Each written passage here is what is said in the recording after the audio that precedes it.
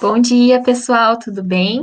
Estamos aqui mais uma manhã, né? Mais uma manhã chuvosa de sábado, com mais uma aulinha do curso para gestantes do ano de 2021. Meu nome é Isabela, eu já estive com vocês em outros momentos. Eu sou residente de enfermagem neonatal e hoje é um dos temas mais gostosos do curso, que a gente vai falar um pouquinho sobre os cuidados do recém-nascido. Bom, então a chegada do bebê é um momento único para a família.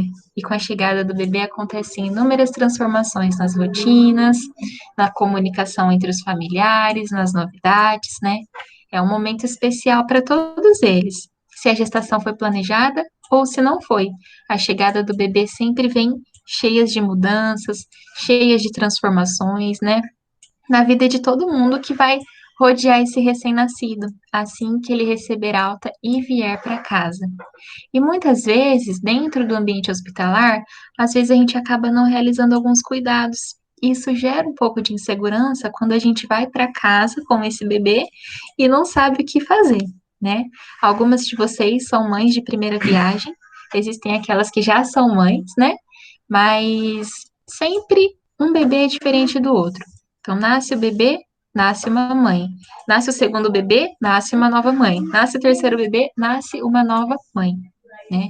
Porque as mulheres estão em momentos diferentes, com experiências diferentes, e tudo isso é importante para esse processo. Né? Tudo isso faz parte do processo até mesmo do desenvolvimento desse bebê, da chegada desse bebê no ambiente familiar, no lar. E é sobre isso que a gente vai falar um pouquinho. Como que a gente se prepara, né? Porque quando é o primeiro filho, a gente vem cheios de inseguranças, né? A gente não sabe de muitas coisas, só sabe o que a gente ouviu no pré-natal, ou só o que a gente ouviu das nossas mães, da sogra, da vizinha, né? Mas tudo isso também a gente precisa saber o que que é válido, o que que não é, porque muitas vezes a gente começa a ouvir o que um fala, o que outro fala sobre a saúde do bebê, a gente começa a ficar preocupado, mas às vezes é uma preocupação vã, né, que não era necessária. Então a gente precisa também se concentrar nesse momento, se voltar um pouquinho para dentro de nós, mulheres, para que a gente consiga assistir o nosso bebê da melhor forma possível.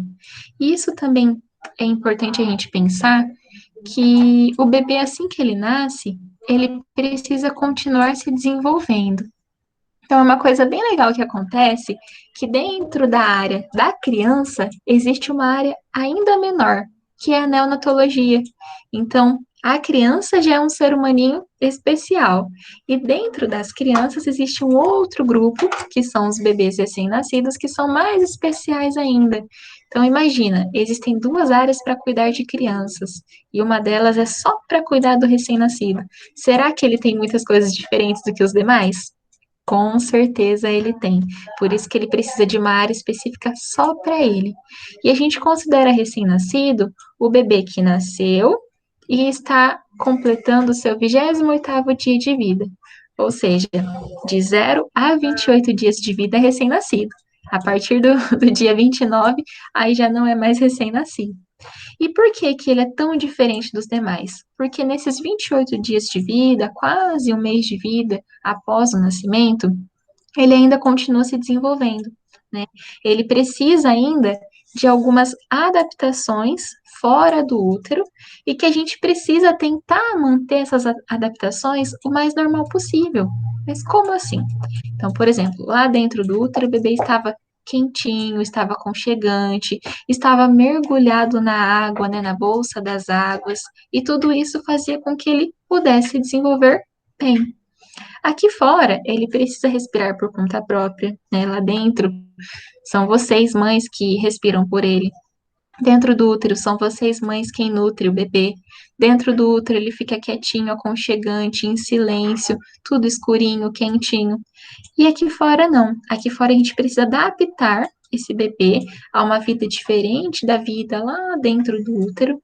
E isso também é um processo de sofrimento para o bebê, né? Uma adaptação diferente daquela com a qual ele estava acostumado. Então, uma das coisas mais importantes para a gente tentar até mesmo aumentar o vínculo com o recém-nascido é a esterogestação, Não sei se vocês já ouviram falar sobre isso, mas a gente vai conversar um pouquinho sobre o que é. Então, dentro do útero, o bebê fica lá quentinho. A esterogestação é quando a gente coloca o bebê o mais próximo possível da gente e carrega ele. Sabe o canguru, animal? Aquele bichinho que vive lá na Austrália? Ele carrega o bebê dentro da bolsa. É mais ou menos a mesma coisa que a gente faz com o recém-nascido. A esterogestação é algo que o bebê também precisa até os 28 dias de vida, porque ele precisa pelo menos ter uma lembrança do que era dentro do útero. Então, lá dentro do útero ele ficava limitado, era um espaço apertadinho, né? Ele se mexia, se batia e tinha as paredes, a parede do útero recobrindo todos os movimentos desse bebê. E aqui fora ele também precisa desse limite. E a gente consegue por meio da esterogestação. Então, ele precisa de um útero externo, porque a aproximação com o mundo aqui fora precisa ser aconchegante e segura, como aquela que ele tinha dentro do útero da mãe, certo? E eles também gostam de ficar muito enroladinhos, muito embaladinhos, e a gente enrola esses bebês e a gente chama de charutinho. A gente enrola com coeiro e a gente chama de charutinho o bebê que fica todo enrolado. E ele fica aconchegante, ele fica quietinho. E isso é uma das formas que a gente encontra também de cuidar do nosso bebê, principalmente quando ele está chorando muito. Então a gente já comeu, a gente já comeu não, o bebê já se alimentou, o bebê não está com sono, a gente já trocou a fralda desse bebê, mas ele continua irritado. E por que que ele continua irritado? A gente precisa descobrir, né? O bebê chora para se comunicar com a gente. Então, para isso, uma das formas que a gente tem de acalmar esse bebezinho é por meio do charutinho, que eu vou mostrar aqui agora para vocês. Essas são algumas imagens, né, de bebezinhos enrolados em charutinhos, e era assim que eles ficavam dentro do útero. Então, muitas pessoas perguntam, nossa, mas eles não estão muito apertados? Não estão apertados. Eles estão tranquilos, aconchegantes, confortáveis, né? E aqui é uma imagem que mostra como que a gente faz para deixar o bebê enroladinho e tranquilo dentro do coeiro, né? Dentro do charutinho. Então, a gente vai colocar o bebê por cima dessa malha, né? Vocês estão conseguindo visualizar? Acho que dá para ver, né? Vocês vão colocar o bebê por cima dessa malha e a gente vai enrolando. Então, primeiro, a gente enrola o bebê do lado direito. Depois, a gente fecha o bebê do lado de baixo. Depois, do lado esquerdo. E assim a gente envolve ele em um ninho. Claro que seria muito melhor se a gente estivesse juntas presencialmente, né? Porque a gente poderia montar esse coelhinho da melhor forma possível. Mas, né, aqui a gente tem uma imagem, enquanto não é permitido por conta da pandemia, a gente tem uma imagem que mostra bem como que a gente faz para acalmar esses bebês. E olha aqui esses 5 gêmeos, que bonitinhos aqui, todos enrolados no charutinho, aconchegantes, bem tranquilos, bem acomodados e quentinhos. E aqui é a esterogestação, né? Então, o bebê ele vai ser novamente gestado, mas fora do útero. E a gente tem como exemplo, né, essa malha que recobre então o corpo da mãe e o bebê fica dentro dela.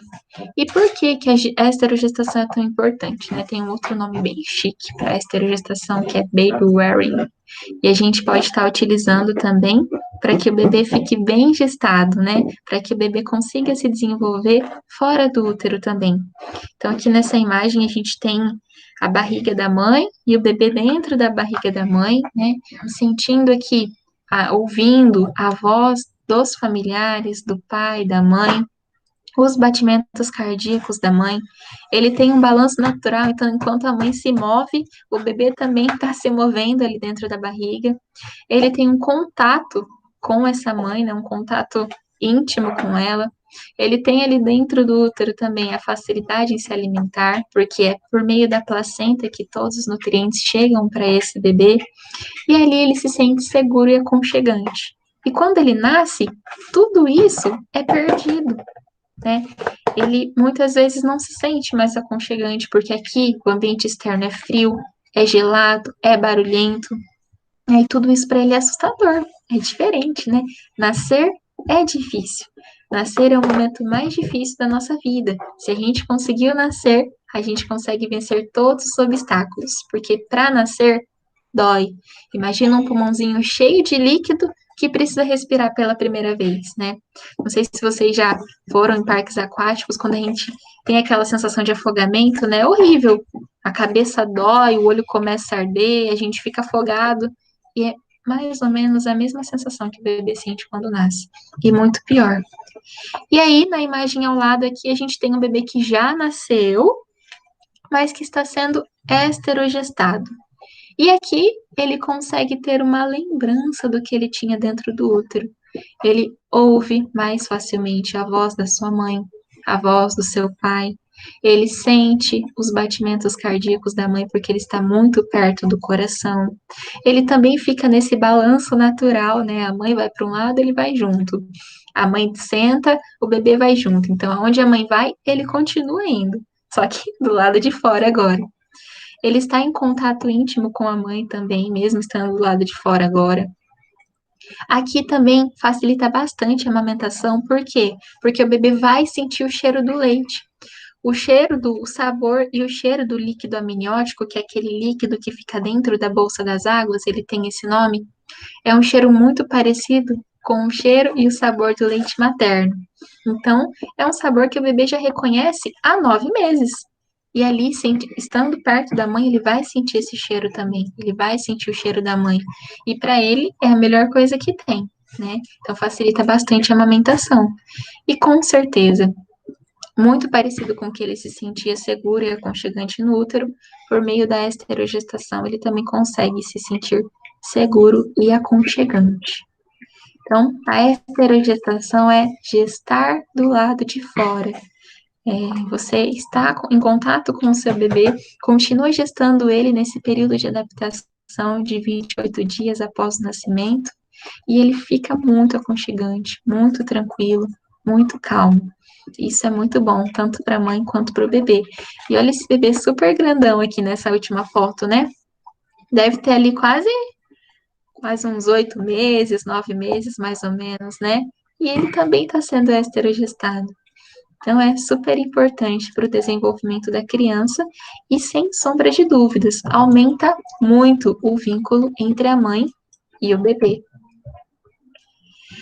E aí, como que a gente vai interagir com o nosso bebê? Será que ele entende o que a gente fala? Será que ele compreende as nossas palavras? Enfim, como que a gente interage com ele? Nós temos os nossos 5 sentidos, né?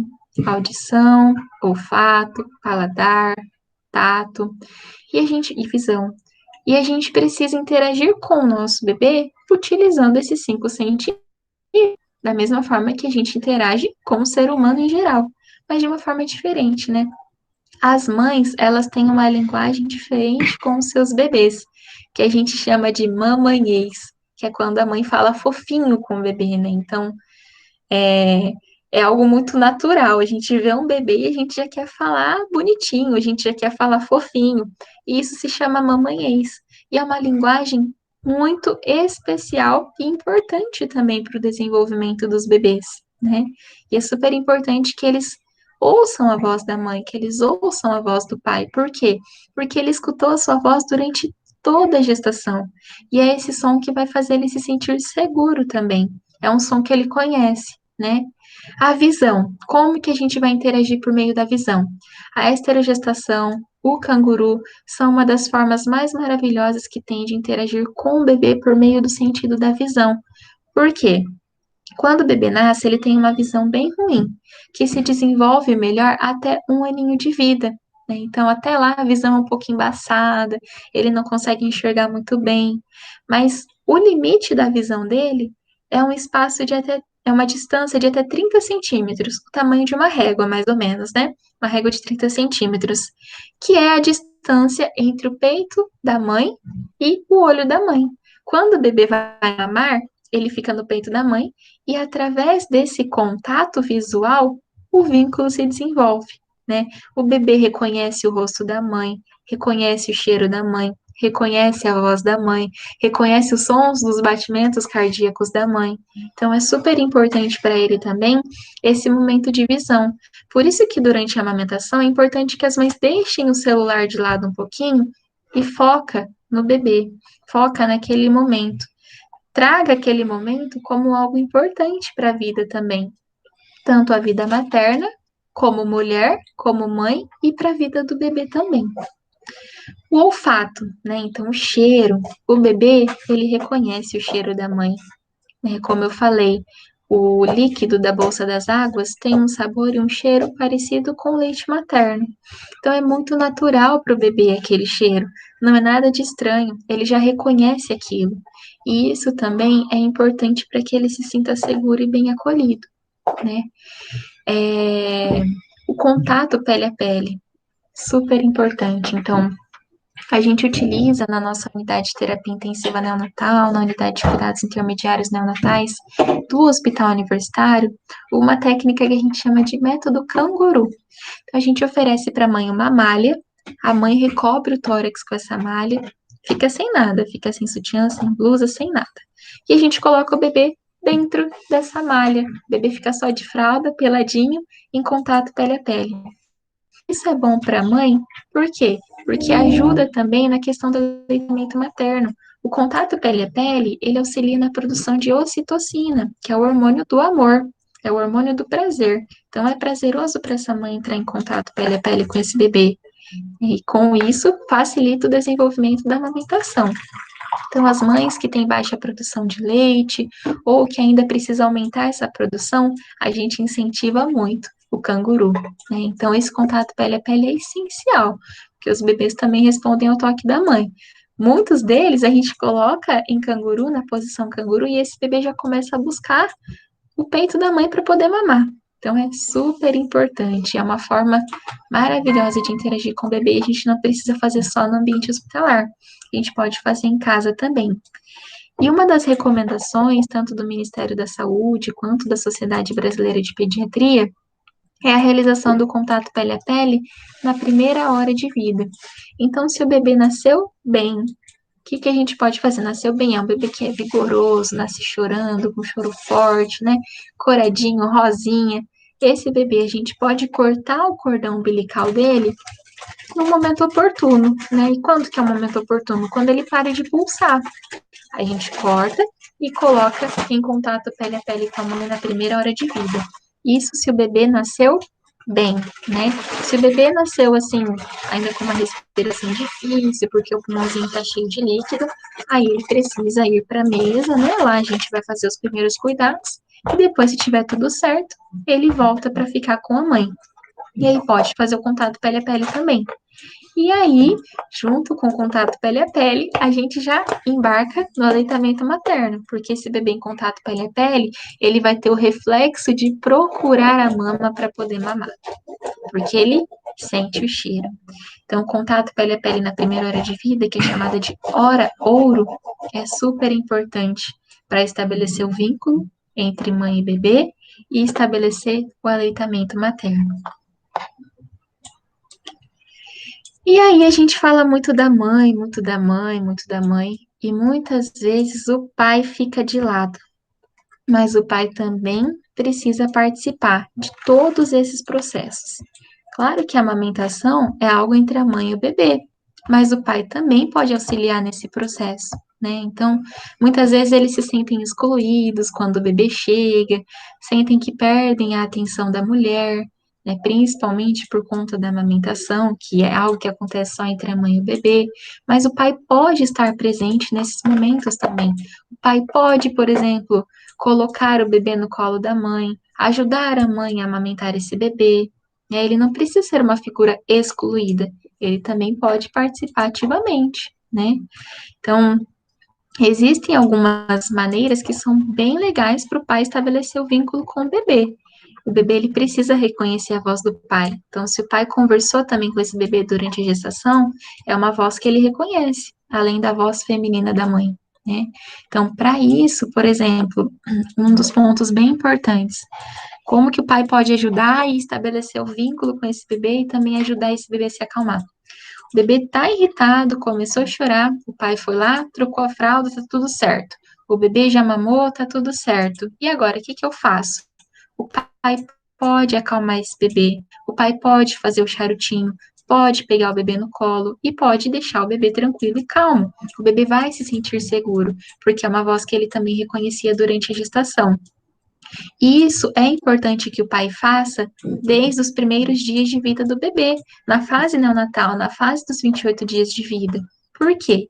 Se a calmaria do bebê ficar somente sob a responsabilidade da mãe, quando o bebê estiver irritado e o pai pegar essa criança, esse bebê não vai se acalmar.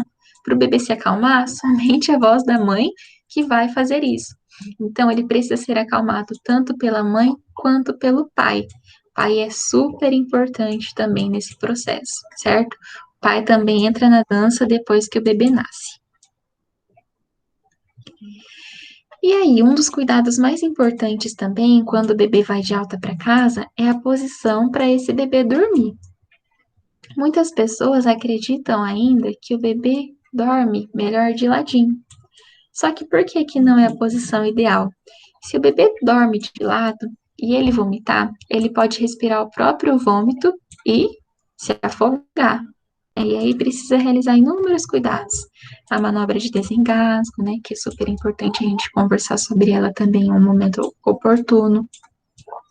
E aí o bebê, todo mundo vai ficar assustado, o bebê vai parar de respirar, né? Então a gente já começa evitando esse tipo de situação na posição que o bebê vai dormir. Então, qual que é a posição mais adequada? Aqui eu trouxe para vocês duas imagens. Uma imagem de um bebê com travesseirinho, né, de barriguinha para cima, e a outra imagem é a imagem do ninho. Então, o que que é o ninho? O ninho é isso aqui, que vocês estão conseguindo visualizar na tela.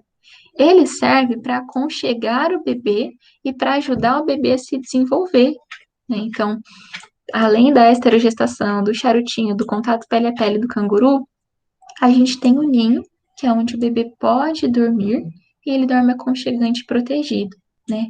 O que que lembra isso aqui, esse formato de U? Lembra um pouco o útero materno. Então, a gente tenta representar um pouquinho do que o bebê tinha dentro do útero, né? Esse limite, esse aconchego, né? Então, ele vai para um lado, bate na parede do útero, vai para o outro, bate na parede do útero. Isso ajuda o bebê a se desenvolver. E aqui fora, a gente pode fazer isso também por meio do ninho. Então, o ninho é esse aconchego aqui almofadado, que a gente coloca o bebê aqui no centro, né? No meio, e ele consegue também se desenvolver, se adaptar. Por que que o ninho é importante? Lembra o bebê de quando estava no útero e ajuda ele a se desenvolver. Aqui ele fica seguro, aqui ele fica alinhado, aqui ele fica aconchegante e ele gasta as energias dele para se desenvolver. Se a gente deixa o bebê solto dentro do bercinho, o tempo todo ele vai ficar se assustando, né? E ele pode virar de um lado para o outro e acabar até mesmo se sufocando. Então, o ninho é o mais seguro para o bebê dormir. Só que também uma das posições mais adequadas, que a gente chama de posição anti-refluxo, é quando o bebê dorme com a cabeceira elevada. Então, a gente pode colocar o ninho aqui, mas a cabeceira precisa estar elevada e o bebê precisa estar com a barriguinha para cima. Isso evita o engasgo, o afogamento e evita o que a gente chama de morte súbita do lactente, que acontece, já aconteceu no Brasil, já aconteceu no estado do Paraná e acontece no mundo, né? Que é esse sufocamento repentino do bebê. Então, é importante também deixar o bebê livre, deixar o berço livre de outras coisas, de muito lençol, muito cobertor, porque o bebê precisa ficar livre para poder respirar dentro do ninho, que é aconchegante, que é macio e que ele consegue se desenvolver, e com a cabeceira sempre elevada, certo? Não pode ficar retinho, por quê? Porque se o bebê ficar retinho, ele não consegue respirar bem também. Então, precisa ficar sempre com a cabeceira elevada, com a cabecinha mais erguida do que o restante do corpinho dele, tá certo? Então, isso é super importante.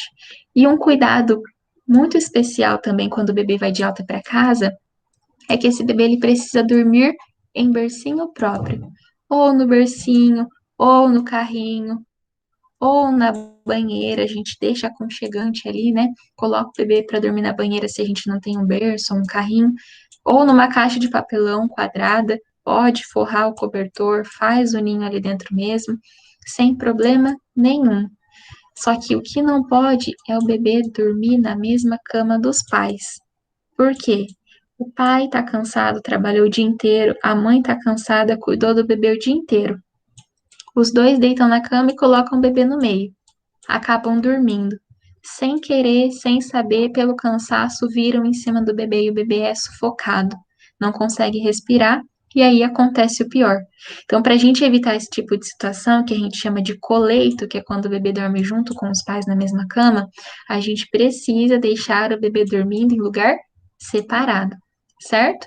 Então, no bercinho, ou no carrinho, ou na banheira, em algum outro lugar, tá? Pode ser do lado da cama dos pais, sem problema nenhum, mas não pode ser na mesma cama. E sempre lembrar dessa posição: barriguinha para cima, cabecinha mais erguida do que o restante do corpo, cabeceira elevada e dentro do ninho, tá certo? Oi, Isa, Oi, pode falar. uma perguntinha. Uhum. Os meus são gêmeos. Aí eu queria saber se tem algum problema os dois dormir junto, ou é melhor cada um ter o seu bercinho, cada um ter o seu ninho. Que lindo, ótima pergunta, né? E aí, o que que a gente faz quando são gêmeos? A gente pode, olha só que legal, né? Uma das práticas que a gente tem lá no hospital universitário é quando os bebês são gêmeos, cada um tem o seu bercinho, mas às vezes a gente coloca os dois juntos. E a mãe faz canguru, né? Contato pele a pele com os dois juntos também. Eles viveram por 9 meses juntos dentro da barriga. Não tem problema nenhum se a gente deixar os dois dormindo juntos. O que é recomendado é que, por exemplo, pode dormir no mesmo berço, mas a gente pode deixar um de cada lado quando for aquele sono da noite, o sono mais profundo, né? Que a gente tá mais cansado, o bebê vai dormir por mais tempo. Aí a gente pode usar o mesmo berço, mas um fica de um lado e o outro fica do outro. Agora, durante o dia que os pais estão atentos, estão cuidando do bebê, pode deixar os dois juntos, não tem problema nenhum. Consegui esclarecer sua dúvida?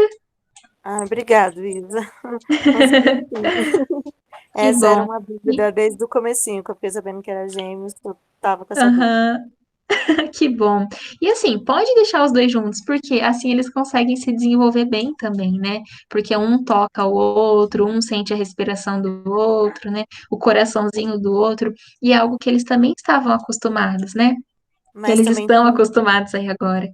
Mas eu Pode também falar. posso deixar durante o dia os dois sempre pertinho, juntinhos, no mesmo berço, Pode, assim, e à noite pode, deixar sem cada um problema no seu nenhum. berço. Isso pode, sem problema nenhum. Pode deixar cada um no seu bercinho. O que que dá para fazer também? Você tem ninho em casa? Ou você nunca ouviu falar? Eu já ouvi falar, mas eu não tenho. Uhum. O ninho ele é bem fácil de montar. A gente abre duas toalhas de adulto, né? Coloca uma por cima da outra e vai enrolando, tipo massa de pão. Sim. Então, duas toalhas de adulto, vai enrolando e fecha o ninho, né? Fecha a toalha e a gente coloca uma fraldinha por cima. Eu vou procurar um vídeo depois no YouTube e eu mando para vocês lá no grupo. Para saber como que monta o ninho. É super facinho, nem precisa comprar. Tem a venda, mas dá para a gente fazer com a toalha.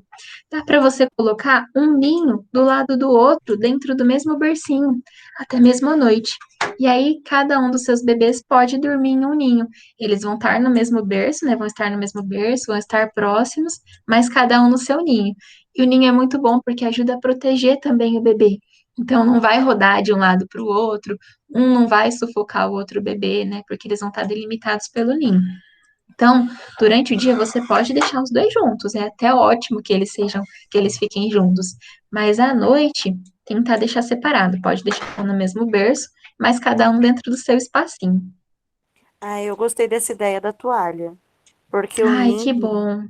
porque o ninho no meu Uhum. caso teve que comprar dois, né? Então, E e muitas o ninho vezes ele é o uma ninho que a coisa gente assim, compra é é pequeno. gigante. Então, o Algumas ninho sim. que a gente compra é grande, dependendo do tamanho do bebê, né? Que a gente está Uhum, acostumado com o bebê prematuro lá no hospital. E o bebê fica solto lá dentro, então não vai exercer a função de ninho, que serve para proteger, para deixar o bebê seguro. E aí, no caso que você falou, tem ninhos que são muito pequenos, né? Se a gente sim. faz com toalha, a gente consegue adaptar o ninho do tamanho do bebê. É barato, é toalha de casa mesmo. Pega duas toalhas que já tem e enrola, no seu caso, quatro, né? É. Enrola e aí a gente e aí a gente coloca o bebê lá dentro. Do Ah, mas tamanho fica dele, bem né? A mais gente em consegue se conta. adaptar. É bom que fica Tá bem mais em certo? conta. Fica bem mais em Obrigada. conta. Imagina, qualquer dúvida pode perguntar, tá bom? Tá bom. E aí a gente fala um pouquinho do banho agora, né? Como que funciona o banho? Às vezes é até assustador, né? Então, o bebê, ele pode tomar banho todos os dias, só que o bebê não é sujo, né? Ele não se suja, ele não fica com o pé sujo, ele não fica fedido, nada disso, né? Então, um dos fatores essenciais para esse bebê é um banho que a gente dá que não é para limpeza, é um banho para relaxamento, né? Que é o que ele precisa naquele momento. Então, o banho no bebê, ele precisa ser um banho rápido.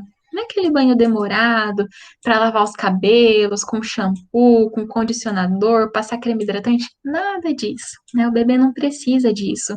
A pele deles é muito fina e é muito sensível. Então, qualquer tipo de produto que a gente passe na pele vai ser absorvido muito rapidamente. E isso pode causar alergia também, né? Não é nada legal. O bebê fica todo empipocado, ele vai sofrer, vai ficar irritadinho, pode ter febre. Então a gente evita ao máximo produtos que têm muito cheirinho, né? Produtos que têm, às vezes, até álcool no meio da composição, muito cheiro, cheiro forte, né? Amaciantes a gente também evita, até na questão das roupinhas. Então, assim, por quê? Tudo porque o bebê tem a pele fina e sensível. Então, no caso do banho, a gente até orienta que seja utilizado um sabonete glicerinado, que pode ser em barra ou pode ser o sabonete líquido, né? Desde que seja glicerinado, porque o sabonete glicerinado, ele é macio para a pele do bebê. E o que a gente não pode utilizar é um sabonete muito forte e que pode ressecar essa pele. Então, os sabonetes que a gente adulto usa, pega lá qualquer sabonete e passa na pele, não é o mais recomendado para o bebê, tá? É só o sabonete glicerinado também, porque ele também não vai servir para tirar resíduos da pele do bebê. Até porque o bebê não é sujo, né? O bebê tem uma gordura que protege a pele. Tanto é que quando o bebê nasce, ele não precisa tomar banho imediatamente. É só 6 horas depois. Desde que a mãe, por exemplo, não tenha nenhuma doença infecciosa, ou HIV, né, AIDS ou sífilis, né? Aí, nesses casos, precisa tomar o banho imediato. Mas em outros casos, não precisa. O bebê toma banho só 6 horas depois do nascimento. E aquele branquinho da pele do bebê, que se chama vernix caseoso, é uma gordurinha para proteger o bebê. Então, às vezes no dia seguinte, né, a gente já deu banho no primeiro dia de vida. No dia seguinte a gente vai dar o banho de novo. Nossa, mas ainda tá com branquinho, tá com gordura no pescoço, tá com gordura na axila, nas dobrinhas, né? Não tem problema, aquilo não é sujeira, aquilo é proteção para o bebê. Além de deixar a pele hidratada, tem até muitos estudos que falam sobre o uso do vernix na pele de adulto, para que a gente tenha uma pele igual a dos bebês, né? Então a gente não precisa tirar. É saudável para eles, serve para proteção e ajuda até mesmo a livrar o bebê de infecções, né, de doenças. Então, principalmente no nascimento, né, que é um momento muito vulnerável. Então a gente não precisa tirar, tá bom? Então, o melhor é o sabonetinho glicerinado com o pH ácido que sempre tem na embalagem. E é importante também, quando a gente for dar o banho do bebê, a gente realizar esse banho no mesmo lugar que a gente vai trocar o bebê. Então, assim, tô dando o banho do bebê agora no banheiro. Então, dei o banho no banheiro, troco o bebê no banheiro, para evitar corrente de ar, né? Como o bebê ele é mais frágil, ele tem um pulmãozinho que ainda está se desenvolvendo, que acabou ali de sair de um pulmão cheio de água para um pulmãozinho que está respirando o ar seco, como a gente está respirando, né? Então, ele tem mais vulnerabilidade. E qualquer friagem pode fazer com que o bebê tenha algum tipo de infecção respiratória. Então, para isso, a gente evita esse fluxo de corrente de ar. Trocou, deu banho no bebê no banheiro, troca no banheiro. Deu banho do bebê no quarto, troca o bebê no quarto, tá? Para evitar mesmo esse fluxo de ar. E ainda sobre o banho, né? É super importante, como eu já comentei, a gente escolher um sabonetinho que não tenha muitos conservantes, justamente por a pele ser muito sensível, né? Então, livre de conservantes, livre de produtos tóxicos, livres de cheiro forte. A gente não precisa disso, o bebê não precisa disso. Bom, e a temperatura da água, como que a gente faz? Sempre verificar com essa parte do antebraço. A gente verifica a temperatura. Se tá quentinho pra gente, vai estar quentinho pro bebê. Se tá muito frio pra gente, vai estar muito frio pro bebê. Então, o ideal é sempre verificar com essa parte do antebraço, né, que é uma das partes mais sensíveis do nosso corpo. Importante deixar o ambiente sempre isolado. Então, tô no banheiro, fecho tudo, fecho a porta, fecho a janela e deixo o bebezinho tomando banho ali no quentinho. Tô no quarto, fecho a porta do quarto, fecho a janela, justamente para evitar essa corrente de ar frio, esse ar gelado, né? Que pode circular ali enquanto a gente está dando banho no bebê. E uma das coisas bem legais também, né? Bem simples, né? Mas é bem importante a gente falar, sempre higienizar o bebê antes do banho. Então a gente tira a fraldinha, tira a roupinha, tira a fralda do bebê, limpa o bumbum, deixa sequinho e aí a gente dá o banho, né? Por quê? Se a gente só trocar a fralda e não limpar, o que que vai acontecer com a água? Vai ficar suja. Aí é com aquela água que a gente vai lavar a cabecinha, lavar o olhinho, lavar a boquinha, né? Então, é importante deixar essa água sempre bem limpinha, porque os restinhos do xixi, do cocô, pode contaminar essa água, que aí a gente vai usar para lavar a cabecinha, nariz, boca, né? Então é importante sempre deixar limpinho. A higiene do olhinho, como que a gente faz? Ela é recomendada? Sim, ela é recomendada ser feita também. A gente pode fazer com a água do banho? Pode, né? Pega uma fraldinha, pega um algodãozinho, pega uma gaze estéreo. A primeira coisa que a gente faz no banho, então, molha um pouquinho e limpa o olhinho do bebê. Não tem problema.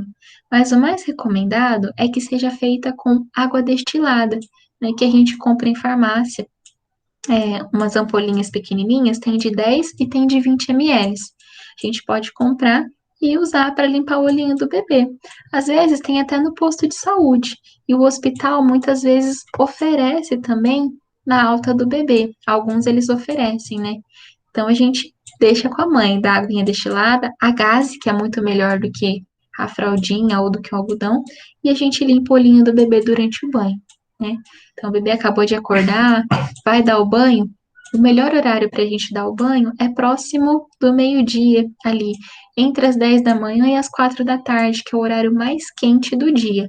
E evitar ao máximo de dar o banho à noite no bebê. Então, sempre no horário mais quente do dia. E aí a gente aproveita para fazer a higiene do olhinho. E no mesmo momento, né? Vai o banho, higiene do olhinho, higiene da orelhinha, higiene da boquinha e higiene do umbiguinho. Que a gente vai falar sobre cada uma delas agora. Como que funciona então a higiene da orelhinha do bebê? O bebê não tem o ouvidinho sujo, não tem a orelhinha suja. O que que a gente vai usar? A gente não precisa remover nada de cera lá dentro, porque não é sujeira. Então a gente pega mesmo o cotonete, né, a marca haste flexível, e a gente pode estar limpando então a parte externa da orelha do bebê, do movimento de dentro para fora, de dentro para fora.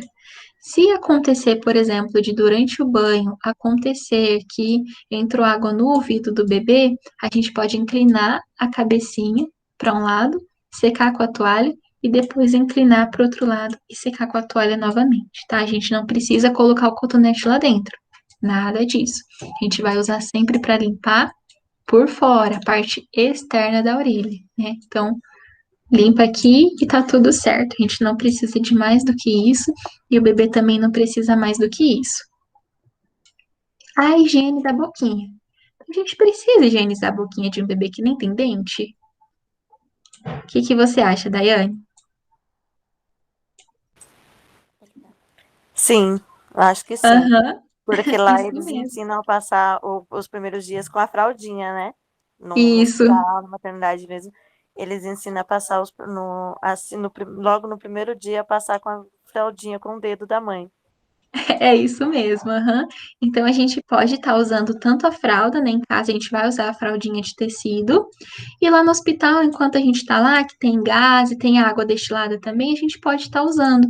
E a higiene da boquinha, se em casa a gente não tiver água destilada, a gente pode fazer com água fervida ou água filtrada, né? Então, ferve a água, deixa esfriar um pouquinho e essa mesma água fervida, super tranquilinha para a gente poder usar, a gente pode fazer a higiene do olhinho e da boquinha também, sem problema nenhum. E como o bebê vai estar se alimentando, vai estar sendo amamentado, vai estar recebendo leitinho, ele precisa higienizar a boquinha também.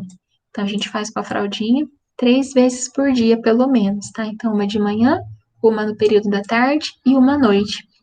Até mesmo para evitar o que a gente chama de monilíase oral. Sabe o sapinho que dá na boca? Pode dar no bumbum também, né? Então a gente evita isso por meio da higiene oral, porque a linguinha do bebê também tem essas camadinhas, e entre essas camadas, assim como a nossa, pode juntar o leite. E se a gente deixar acumulando, forma aquela placa esbranquiçada que depois a gente não consegue tirar, né? E isso possibilita o desenvolvimento de fungos. Então é importante sempre higienizar a boquinha.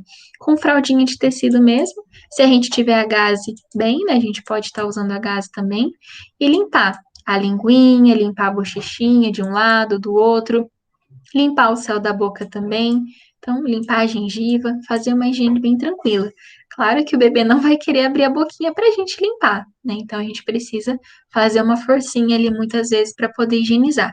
Mas é tão importante quanto a higiene que a gente faz a nossa, né? Higiene com a escova.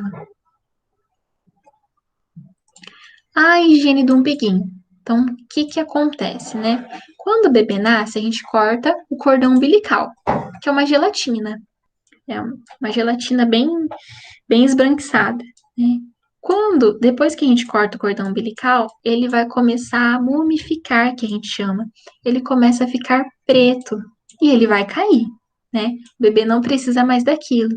Então é como se estivesse atrofiando, né? O coto umbilical, que é esse pedacinho que sobra no bebê quando a gente corta o cordão. Então ele cai ali por volta de 7 a 15 dias depois do nascimento. E a gente não precisa forçar a queda do cordão umbilical. Ele vai cair espontaneamente, ele vai cair sozinho. Então, sempre depois do banho, é importante também a gente higienizar, né, com um sabonetinho, sem problema nenhum, e secar bem a região ao redor do umbiguinho. Por quê? Porque muitas vezes a pele tá aqui e o coto tá aqui dentro. E o coto tá molinho, né? Então a gente precisa higienizar ao redor dele também, porque acumula água. E se a gente não higienizar de maneira correta, pode causar inflamação, pode causar uma infecção que a gente chama de onfalite. Então, para evitar esse tipo de coisa, né, é melhor que a gente faça uma higiene adequada. E como que a gente faz? Então, logo depois do banho, a gente pode secar com a toalha, com a fraldinha que a gente está enxugando o bebê, e aí a gente limpa com cotonete. A gente enxuga com o cotonete e pode passar também o álcool 70%, que ajuda também a higienizar aquela região. Então, cotonete com álcool 70%, passa ao redor do umbiguinho e depois com o outro lado do cotonete a gente tira o excesso do álcool, deixa secar, depois coloca a fralda, depois troca a roupinha. E uma coisa bem importante é que enquanto o bebê ainda tiver com o coto umbilical, enquanto o biguinho ainda não tiver caído, a gente deixa a fralda dobrada um pouco abaixo do umbigo. Por quê? Porque se ficar a fralda em contato com o biguinho do bebê, vai machucar ali, porque o umbiguinho vai ficar o tempo todo escorregando em fricção com a fralda. E isso pode fazer com que ele seja puxado, seja arrancado à força. E isso pode gerar o que a gente chama de granuloma umbilical, né? Que é tipo uma geleia que fica ali no umbigo, não é prejudicial, pode acontecer, é muito comum, mas para a gente evitar isso, né, é melhor que a gente deixe sempre bem sequinho e bem limpa a região e deixar a fralda sempre mais para baixo, né? A gente fecha a fralda mais para baixo do que a região do umbiguinho. A gente não precisa usar faixa, usar moeda, né? Porque as pessoas mais antigas, elas colocavam moeda, café, dentro do umbiguinho da criança para poder tirar, para poder cair. E a gente não precisa fazer isso, porque isso possibilita ainda mais o risco de infecção. Então, muita gente queria que o umbiguinho do bebê ficasse para dentro, né? Não ficasse aquele umbiguinho para fora. Então, eles colocavam a moeda ali dentro. E não precisa, tá bom? Cada bebê tem a sua anatomia, e se a gente fizer isso, a gente só vai estar aumentando os riscos para o desenvolvimento de infecção. E não é o que a gente quer, né? O bebê não sente dor. Então, higienizar o umbiguinho, higienizar ali ao redor do cordão umbilical, fiquem tranquilas, mães, vocês não precisam ter medo, porque o bebê não sente dor. Aí aqui uma imagem, né, que mostra um pouquinho sobre o processo da cicatrização do umbiguinho. Então aqui no primeiro dia de vida, né, o bebê nasceu, é o dia zero de vida dele, né? Então ele nasceu no dia zero e aqui a gente clampeou o cordão umbilical, cortamos. Ficou esse pedacinho ainda no bebê. Esse pedacinho, ele vai atrofiando, atrofiando, atrofiando, até que ele caia por completo entre o sétimo e o 15º dia de vida do bebê. Então, a gente precisa só esperar e higienizar corretamente. Depois o bebê vai ter um umbiguinho que vai se desenvolvendo normalmente, sem problemas nenhum. A troca de fralda, então, quando que ela deve acontecer? Então, sempre que a criança fizer cocô, é importante trocar a fralda, ou quando a fralda já estiver muito cheia de xixi. Então, o bebê ele precisa ter a fralda trocada ali por pelo menos 8 vezes por dia. Então, dá para trocar 2 de manhã, umas 2 vezes à tarde, umas 3 vezes à noite, de madrugada também. Por quê? O cocô do bebê, ele vai ficar em contato ali com o lugarzinho por onde sai o xixi, que a gente chama de uretra. E isso, se ficar por muito tempo, né, e acabar não sendo trocado, pode desenvolver infecção urinária. Então, o bebê vai ter desconforto, né? Ele vai sentir dor para fazer xixi, ele vai começar a respirar mais rapidinho, né? São sinais de alerta que precisam ser observados. Então, parece uma coisa simples, é só trocar a fralda, mas vai muito além disso, de só trocar a fralda, né? Evita infecções, evita a assadura, evita o que a gente chama de dermatite de contato, que é aquela uma alergia que acontece ao redor da fralda. Então, é super importante também. E o que a gente pode fazer para higienizar o bumbum do bebê? Não precisa usar lenço umedecido. Por que não precisa? Se vocês já tiverem em casa, não tem problema. Use o lenço umedecido quando vocês forem sair. Mas o lenço umedecido, ele, mesmo que seja o lenço umedecido mais caro do mercado, que tem os produtos mais naturais possíveis, ele ainda assim tem produtos químicos. Então, ele tem um cheirinho, ele tem uma textura diferente, né? Em alguns, existe até álcool na composição. Então, imagina a gente passando álcool no nosso bumbum. Vai arder. Então, a gente não quer que isso aconteça com a gente, muito menos com os bebês. Então, se puder evitar usar o lenço umedecido, é melhor. Usa só quando for sair, porque pode causar alergia. Eu já vi um caso de uma mãe que foi levar o bebê para a gente fazer uma consulta lá no hospital, e estava bem calor. Ela estava trocando a fraldinha do bebê, e aí, como estava muito quente, o bebê estava transpirando, ela passou o lenço umedecido no corpinho do bebê. E no dia seguinte ele tinha consulta. Ele chegou pra gente todo empipocado de alergia, por causa do lenço umedecido que ela passou. Então, assim, parece uma coisa simples, mas é bem importante a gente tomar cuidado. Quer perguntar alguma coisa, Daiane? Sim, Pode falar. eu tenho outros filhos, né? Eu tenho um casal. Uhum, E a minha filha de 12 anos mesmo, ela teve alergia ao lenço umedecido. uhum, No entanto, que até um mês, na verdade, os primeiros meses, eu tive que ficar carregando uma fraldinha de pano, porque quando era preciso eu teria que molhar aquela fraldinha de pano e passar para limpar, não uhum, usar o lenço umedecido. uhum. Parece que não Independente é de muito comum, marca. né? Eu testei de várias marcas, mas todas as marcas deu alergia nela. Uhum. Então, assim, no seu caso, né, sua filha teve alergia. Não quer dizer que todos os bebês vão ter, mas a gente pode evitar, né? É, foi a primeira? Sim, ela foi a primeira. Aí o meu Uhum, segundo filho já não teve alergia. uhum. Mas mesmo assim eu levei a fralda de pano por precaução. Isso mesmo.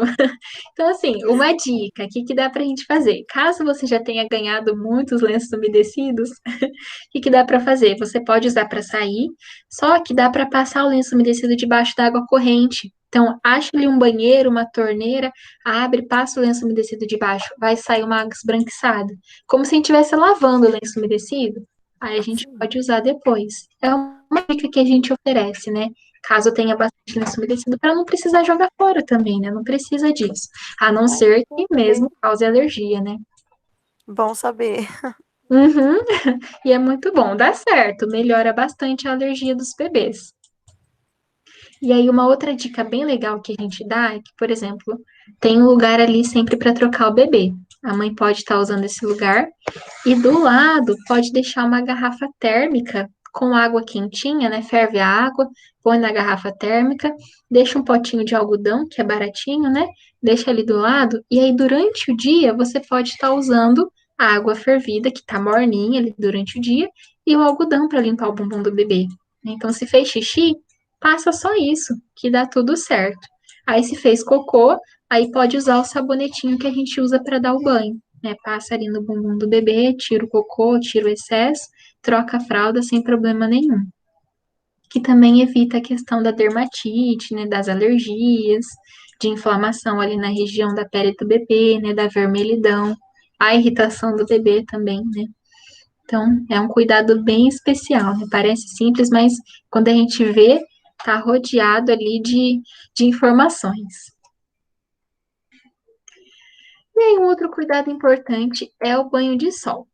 Por que que ele é tão importante? Então, assim, a gente observa a pele do bebê, é uma pele sensível, e o bebê precisa se desenvolver, ele precisa crescer, né? Como que ele cresce? Por meio do crescimento muscular, por meio do crescimento dos ossos e pela ação dos hormônios do crescimento. E um dos fatores que auxilia bastante nessa formação de crescimento do bebê é a vitamina D. Por quê? A vitamina D, ela atua nos ossos, ela age nos ossos, né? E ajuda os ossinhos do bebê a se desenvolver. E a gente consegue ela por meio da luz do sol. Então, o sol bate na pele e por meio das alterações que acontecem aqui na pele, vai ser produzida a vitamina D, e essa vitamina D que vai agir nos ossos. E o bebê vai crescendo saudável. E além disso, por que que o banho de sol é importante? Muitas vezes o bebê nasce um pouquinho amarelinho, né? Então tem o amarelinho que não é normal e tem o amarelinho que é normal, que é o esperado, né? Que acontece ali depois de 24 horas de nascimento. Porque o fígado do bebê é um órgão que ainda está em desenvolvimento, né? E é o fígado que ajuda a eliminar esse amarelinho do corpo, que a gente chama de bilirrubina. E quando a bilirrubina está em excesso, ela gruda na pele e deixa a pele amarela. E se o fígado, que é o responsável por eliminar essa bilirrubina, ele não está dando conta do trabalho, vai sobrar bilirrubina, que vai grudar na pele e o bebê vai ficar amarelinho. Então, o banho de sol ajuda nisso também, né? Então, muitas vezes o bebê precisa entrar em fototerapia, lá dentro da maternidade, que é aquela luz azul onde o bebê fica debaixo dela 24 horas por dia. Só sai dali para mamar, né?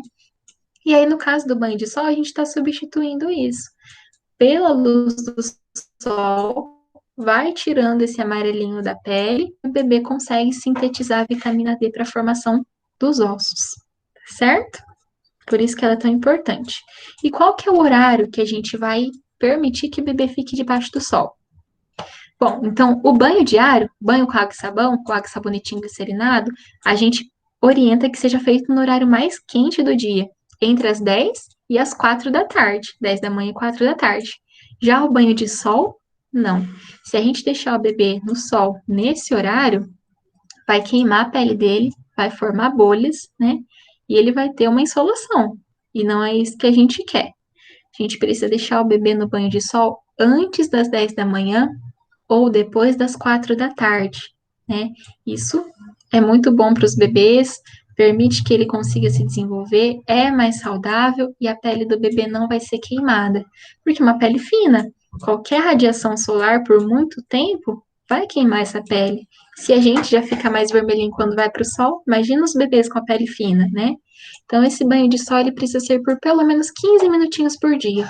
Então, às vezes, quando o bebê acorda, a mãe acorda ali mais 7 horas da manhã, às vezes está batendo sol em algum cômodo da casa. A gente já pode aproveitar esse solzinho para deixar o bebê lá. Então, deixa por 15 minutinhos, tira a fraldinha, deixa o bumbum para cima tomando sol também, né? Então, tudo isso facilita bastante. Não precisa sair no quintal para tomar sol, né? Agora, se não tem nenhum cômodo que é confortável e que bata sol antes das 10 da manhã ou depois das 16 da tarde, aí é importante tomar um banho de sol no quintal mesmo, tá bom? Leva o bebê, aproveita você também para poder tomar um banho de sol que faz bem para a pele, para a saúde do bebê e para a saúde da mãe também. E é importante, caso o bebê tenha alguma dermatite, alguma vermelhidão no bumbum, a gente deixar também exposto ao sol. Então, além das pomadinhas, dos cremes de barreira que a gente pode estar utilizando, um dos fatores que são protetores também dessa alergia da assadura e também para o tratamento da assadura é a luz do sol. Então, quando o bebê for tomar sol, aproveita, deixa ele virado com o bumbum para cima. Você também toma um banho de sol e vai dar tudo certo. Caso a mãe também tenha alguma inflamação da mama, ou a mama está muito sensível, está descamativa, está muito vermelha, está um pouquinho assada, como o bumbum do bebê, pode também tomar um banho de sol. Então, veste uma blusa, faz um círculo na mama e deixa a mama exposta enquanto o bebê toma sol com você também, né? Que ajuda bastante nesse processo e ajuda a tratar a assadura. E aí, quando o bebê vai para casa, muitas vezes não vai ter ninguém para falar assim que ele tá com fome, que já tá na hora dele mamar, que ele tá querendo mamar, que ele precisa mamar, né? Então, como que isso acontece? O bebê ele demonstra sinais pra gente. Então, quando ele tá com fome, quando ele realmente está com fome, quando ele tá com muita fome, mas ele não vai mamar porque ele tá bravo. Então, o que que a gente vai fazer? O bebê ele demonstra três tipos de sinais. Os primeiros sinais, quando o bebê está com fome, ele acorda, começa a observar o ambiente, começa a interagir, começa a se mexer, começa a abrir a boquinha e ele vai procurando o peito, né? Ele vai virando a cabecinha e vai procurando a mama da mãe. Então, esses são os primeiros sinais de que o bebê está com fome. Quando você observar isso no seu bebê, já pega ele e já coloca no peito que ele vai mamar. O bebê não pode passar mais de 3 horas sem mamar. Por quê? O leite, ele vai garantir que o bebê tenha todos os nutrientes necessários, inclusive o açúcar. E o açúcar é como se fosse o combustível do nosso cérebro. Então, assim como a gasolina é o combustível do carro, combustível para o cérebro funcionar é o açúcar.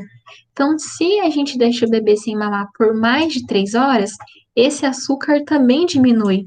O bebê vai ficar mais molinho, vai ficar hipoativo, que é aquele bebê que não compactua, que não interage com o ambiente. E se ele tá molinho, se ele tá sonolento, ele não vai querer pegar. Então, ele não vai conseguir pegar, não vai conseguir mamar, o açúcar vai diminuindo ainda mais. Então, isso é bem importante. O bebê não pode passar mais de 3 horas sem mamar. Durante a noite, ele também precisa mamar, de madrugada, né? É livre demanda, então o bebê mama a hora que ele quer, só que ele não pode passar mais de 3 sem mamar.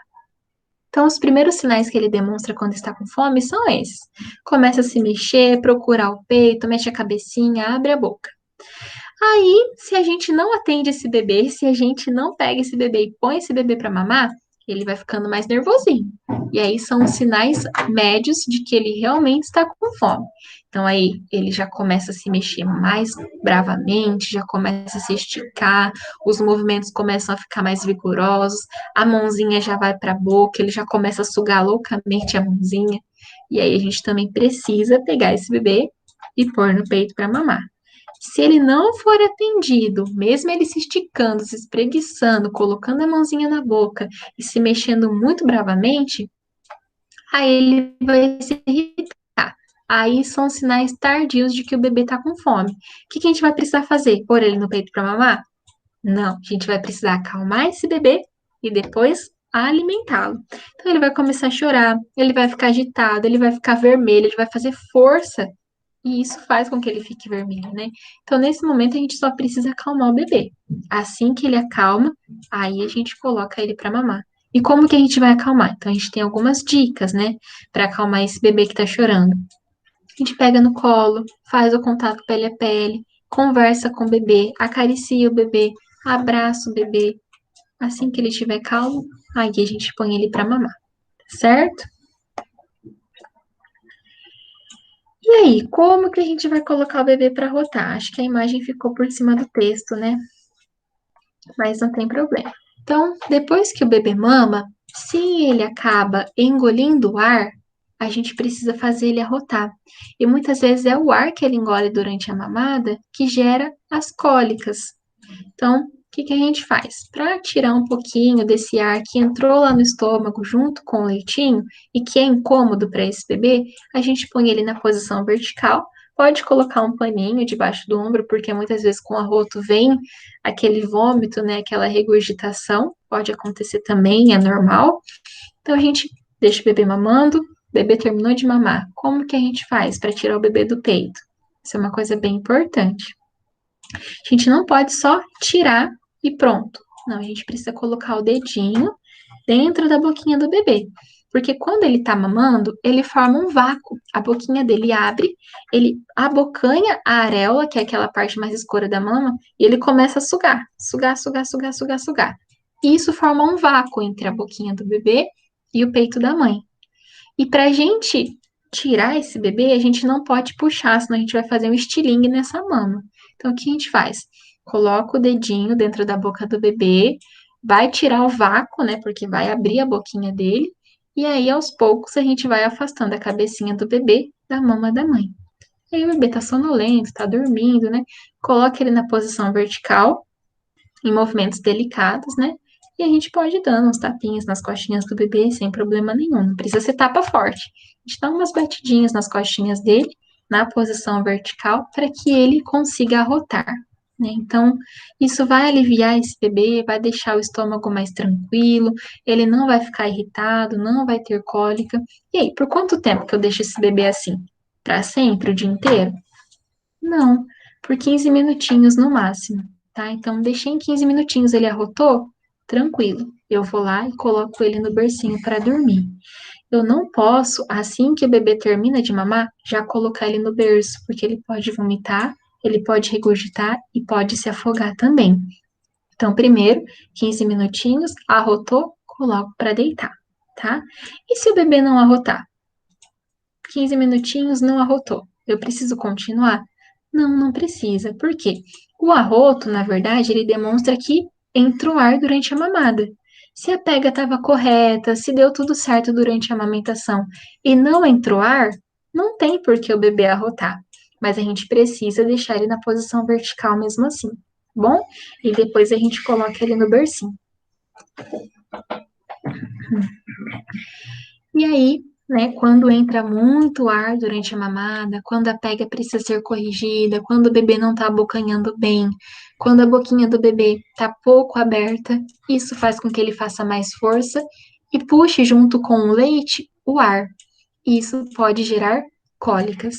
Então, a cólica é muito comum nos bebês depois de um mês de vida, na verdade. Ela não é muito comum no recém-nascido. Então, ali o bebê de 1, 2, 3 meses, é muito comum que ele tenha cólica.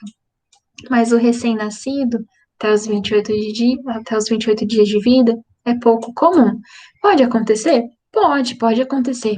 O estômago está se desenvolvendo? Está se desenvolvendo. O intestino está se desenvolvendo? Também.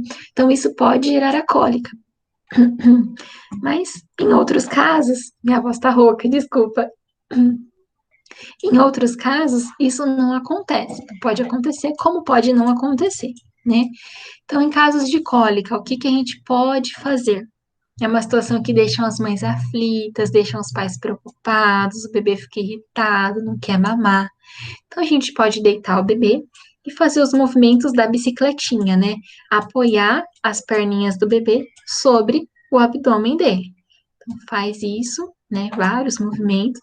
A gente pode fazer a massagem em movimentos circulares, no sentido horário, na barriguinha do bebê também. Então, vai fazendo para a gente soltar esses gases. Vai fazendo e faz a bicicletinha, né? A massagem, ela é super indicada em casos de cólica, né? E elas têm que ser feitas, então, no sentido horário, da direita para a esquerda, dobra as perninhas do bebê no movimento da bicicletinha. E uma coisa bem legal que dá para fazer também em casos de cólica, que não passa, é a gente deixar o bebezinho em contato pele a pele também, com a pele da mãe. Isso facilita bastante. E uma coisa bem interessante que, além disso, também dá para ser feita, a gente ferve água, deixa a água fervida, molha um pano, uma fralda, um coeiro, né, com essa água fervida, espera ficar mais morninha, né, mais para a temperatura ambiente, e aí coloca dentro de um plástico, de uma sacolinha, e coloca em cima da barriguinha do bebê. Deixa por um tempo, né, essa compressinha quente, morninha, por cima da barriguinha do bebê, deixa ali e depois começa as massagens, faz a bicicletinha, aí depois volta o paninho. Faz as massagens, começa a bicicletinha e volta a compressinha úmida aquecida, tá? Isso também ajuda bastante em casos onde o bebê tem muita cólica, certo? E aí, era isso, pessoal.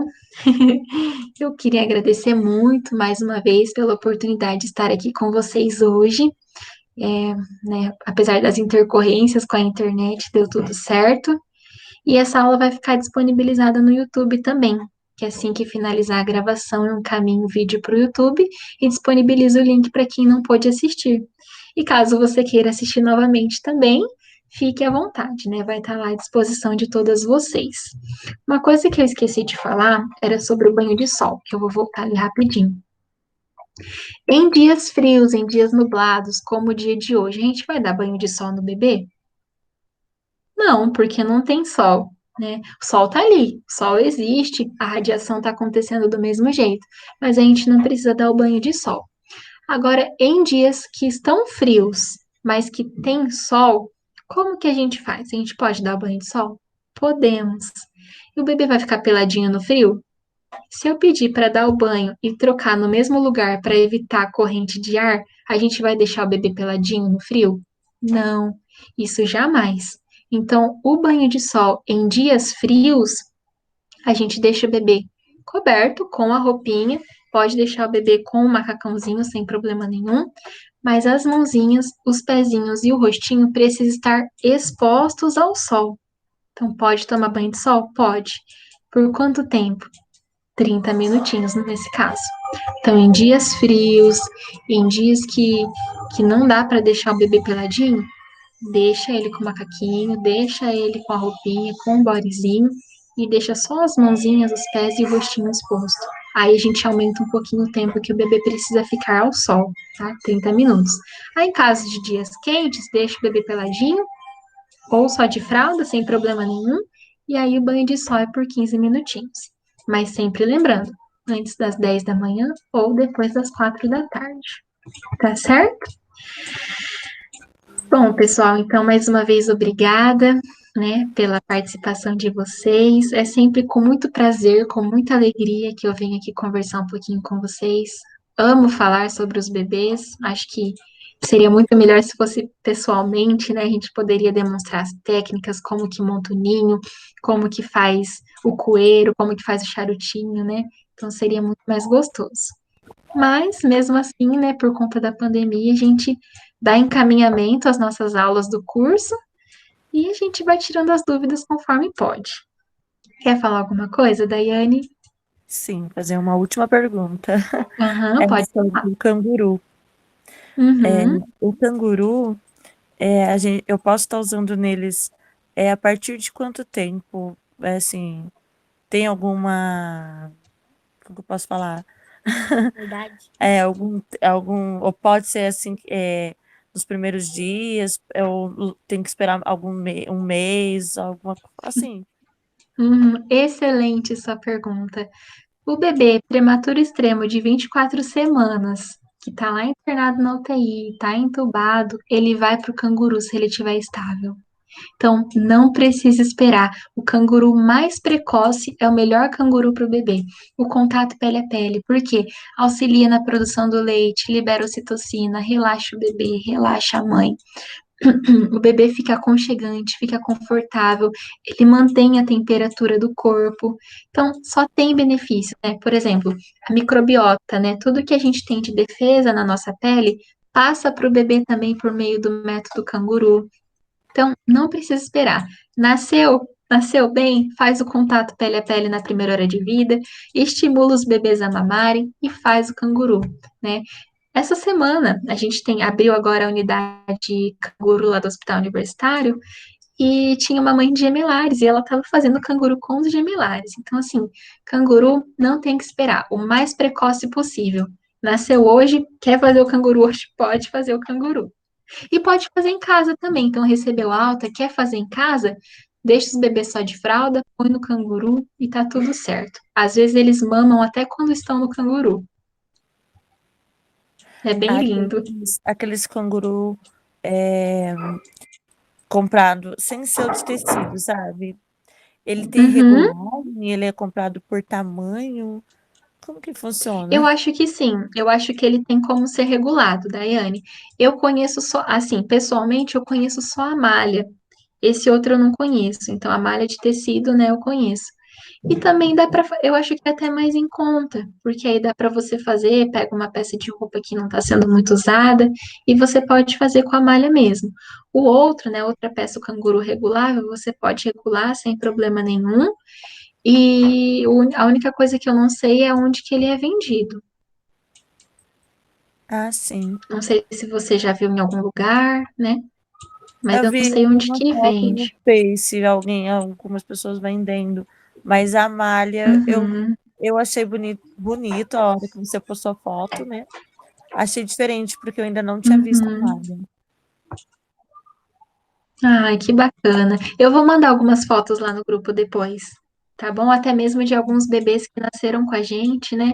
Que são prematuros e que os pais fizeram canguru também com a malha. Ai, que legal. Ai, esse mundo dos bebês É está me bem deixando muito, emocionante. me deixando muito curiosa. Esse tá sendo tudo novo para mim. Tá sendo um. É Ai, igual que eu falo, né? gostoso. Eu tive um mundo rosa, tive um mundo azul e agora eu tô tendo ao mesmo tempo um mundo azul e rosa. Tá Ai, sendo que tudo muito delícia! diferente. É um menininho e uma menininha ao mesmo tempo, os gêmeos. Isso. Qual Casalzinho. que é o nome deles? Vai ser Maria Alice e Anthony José. Maria e Anthony José. Muito bem. Parabéns, viu? Vai ser muita, Obrigada. muita alegria, alegria em dobro, né? É verdade. Eu falo assim que as outras mãezinhas, é, elas têm umas gotinhas, né? Gotinha de bênção. No meu caso, foi uma chuva Uhum. completa. Com certeza, é verdade. Ai, parabéns, Daiane. Então, assim, eu só tenho que agradecer mesmo, né, a você que conseguiu entrar na aula, as outras meninas também, as outras mães, que logo, logo também terão acesso à aula, que poderão perguntar, questionar, tirar as dúvidas, né? E acho que foi muito rico hoje, né? Agradeço muito vocês, agradeço a oportunidade de estar aqui conversando com vocês, pelo curso das gestantes, né? Montado pela Conceição. Então é só alegria mesmo de estar aqui hoje com vocês. Tá certo? Ai, obrigado, Isa, por tirar minhas dúvidas. Imagina, eu que agradeço, tá? Muito obrigada e eu tô super à disposição e a gente vai se encontrar em mais momentos. Tá certo? Obrigada. Obrigada. Obrigado você. Tchau.